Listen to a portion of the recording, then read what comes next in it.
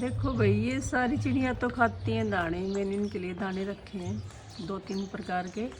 और एक दिसू की चिड़िया वो भी दिखाती हूँ, वो फूल खाती है पेड़ के। यह है दिसू की चिड़िया जो खाती है फूल।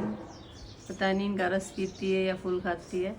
शाम तक इनका ढेर लग जाएगा फूलों का।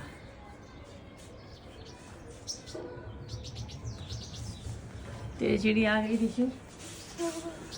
और यहाँ पे चल रही है दिसू की पढ़ाई, जो पढ़ती रहती है और अपनी चिड़िया को देखती रहती है।